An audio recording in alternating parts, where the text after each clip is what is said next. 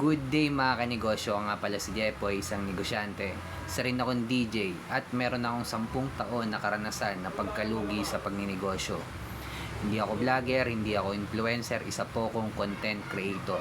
Kung kailangan nyo palang DJ sa events, sa club, sa bar, email nyo lang ako sa bio ko mga kanegosyo. At ang topic natin ngayon tungkol kay Waffle Time. Waffle Time. Focus in one. At ipa-franchise at i-scale up to sa level 2 business model. At in-applyan nila to ng franchising business model. Way back 2015 mga kanegosyo, nung naitayo ko yung sari-sari store ko, malapit kung saan ako graduate ng college, which is sa TIP Cubao, Technological Institute of the Philippines. Graduate po ako ng marketing management mga kanegosyo. At after ko graduate ng college, hindi na rin ako umalis sa boarding house ko. Yung boarding house ko mga kanegosyo, malapit lang yun sa school. Kumbaga walking distance lang din. Sobrang lapit lang. So, hindi na ako umalis ng boarding house ko nung graduate ako ng college. Kasi sobrang accessible yung biyahe. Sobrang dali. Tsaka, ayun, familiarity na rin sa lugar. After a years kong nag-work as a sales, gusto ko talaga pasukin yung mundo ng pagninegosyo. Walang masama sa pagtatrabaho mga kanegosyo. Gusto kong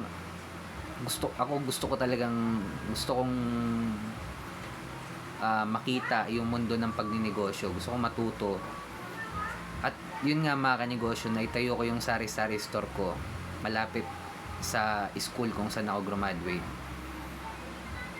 Bakit sari-sari store mga kanegosyo? Kasi hindi ako marunong magluto. Yung ibang skill, tsaka madali buksan,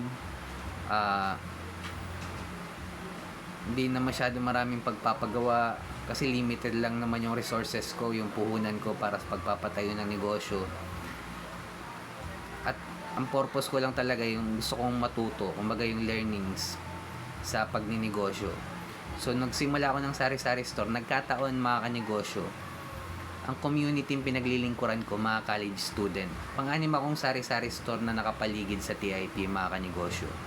At ako yung pinakamahal na benta dun sa anim na yun. Sa kaming anim. Mahal ako ng 5 piso, mahal ako ng 2. Basta lagi ako mas mahal sa kanila ng piso, ganun. Pero sa akin pa rin bumibili yung customer ko kasi malupit yung serbisyo ko, mga kanegosyo. At nung nagsimula akong magnegosyo, hindi ko pa alam yung focus in one, market ng mayaman, i-scale up sa level 2. Eventually, sa pagtaha ko, sa loob ng 10 taon, natutunan ko rin yan. Medyo matagal nga lang. Learnings din. Kumbaga, yun nga, natutunan ko rin sa pagtaha ko sa mundo ng pagninegosyo. At imagine niyo mga kanegosyo, siguro nakakain naman kayo ng waffle. Sa Waffle Time, focus lang sila mula simula hanggang dulo sa waffle, mga kanegosyo.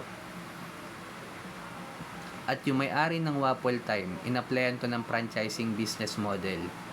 Doon siya mas lalong kumita. Sa franchising fee mismo, doon siya kumita, mga kanegosyo. Hindi siya kumikita na ngayon sa pagbebenta lang ng waffle, literal. Kumikita yung may-ari ng Waffle Time sa business model na franchising. Imagine niyo mga kanegosyo, halimbawa 100k yung franchising fee ng waffle.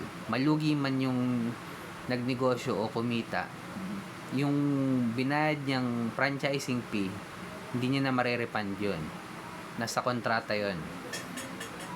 Ilang waffle meron sa Pilipinas? I-times nyo ng 100,000. Ganun yung kita ng waffle, yung may-ari ng Waffle Time. Kaya ikaw, kung nagsisimula ka palang magnegosyo, mga kanegosyo, sikapin mo muna mag-focus in one. Kasi maraming advantage ang focus in one, mga kanegosyo.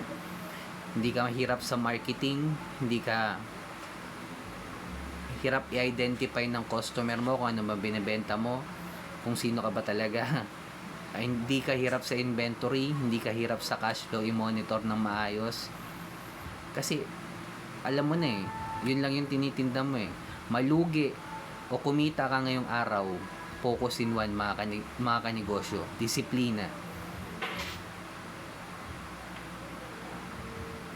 Yung iba ka, malugi nga lang ngayong araw, nag-iisip na kung ano idadagdag eh. Wala nang focus in one. Lalo ka malulugi mga kanegosyo. Kaya kung nagsisimula ka palang magnegosyo, sikapin mo mag-focus in one. Hanapin yung community ng mayaman. I-scale up sa level 2 mga kanegosyo. At ngayon may pang-apat, original content. Kasi yan na yung labanan ngayon bilang negosyante. 2025 na mga kanegosyo, original content na ang labanan ng mga negosyo ngayon. Isipin nyo, karamihan ng mga negosyong kumikita mga kanegosyo, puro gumagawa ng original content. Kaya kailangan mo man, nahihiya ka man, kailangan ng trabaho na, kasama na sa trabaho natin bilang negosyante yan mga kanegosyo. At kung umabot ka sa dulo na video na to, click mo naman yung subscribe button dyan, heart mo na rin to, like mo na rin tong video ko. Kung may mga tanong ka, comment ka lang sa baba mga kanegosyo. Kung dumadanas tayo ng pagsubok or struggle bilang negosyante, huwag natin kalimutan mag-pray. Ingat tayong lahat. Peace.